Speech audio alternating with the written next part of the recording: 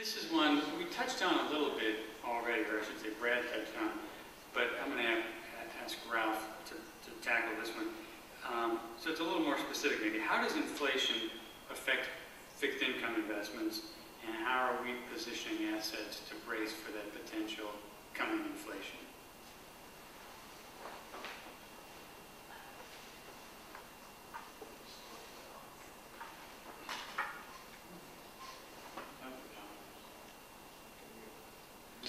Okay.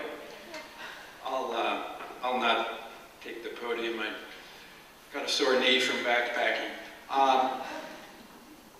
The question that's been posed, and it's interesting because I've never seen a time where there seems to be so much universal concern about inflation, as seems to be the case right now. Even though there's remarkably little inflation right now, nonetheless, a great number of clients seem to be convinced that it's right around the corner. Inflation is extremely damaging to fixed income portfolios. Most of our clients have balanced portfolios that include bonds and stocks, and certainly if we have accelerated inflation, it will do a lot of damage to bond portfolios. And the reason for that is you buy bonds and you lock in to a fixed coupon that you receive interest payments on. And if we have inflation, the real value of those coupons is going to go down over time. And so that's going to bring the price of the bonds down. You know, it's why inflation is very damaging to anyone on a fixed pension. Same process applies to bonds. So it is very damaging for fixed income portfolios. Now, the follow-up question is, okay, what do we do about that? How are we preparing client portfolios for this coming inflation? Well, we don't concede that there's this great coming inflation.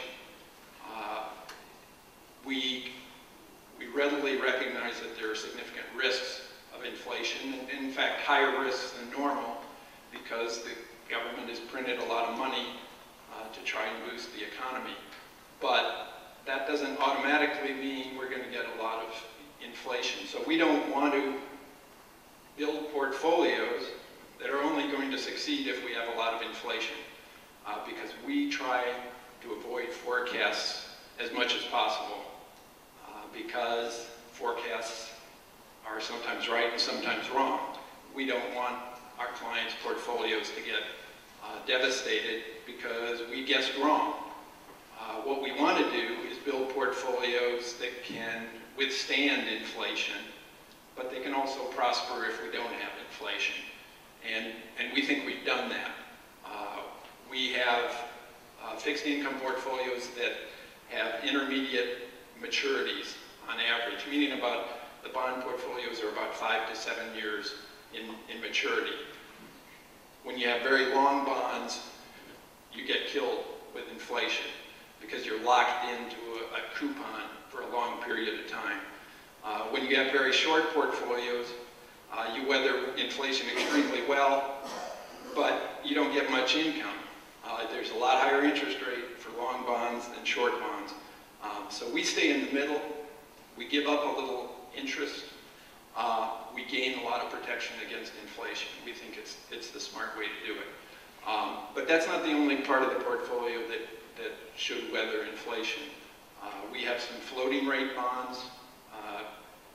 They're virtually immune to inflation because the coupon changes as interest rates or inflation goes up. We have international bonds, which are likely to do pretty well with inflation, because if you get inflation, oftentimes it means you have a weak currency. It's a good time to be an international. We have specific portions of most client portfolios that have commodity exposure, and we have most portfolios with some real estate exposure. Those actually prosper when you have inflation. They will actually be presumably one of the best parts of a portfolio if we have inflation. So think that we have designed portfolios that can weather inflation without making a bet that that's exactly what happens. It may or may not be what happens. I like to think of it as we'd much rather have an all-weather portfolio than get in the business of being a weather forecaster.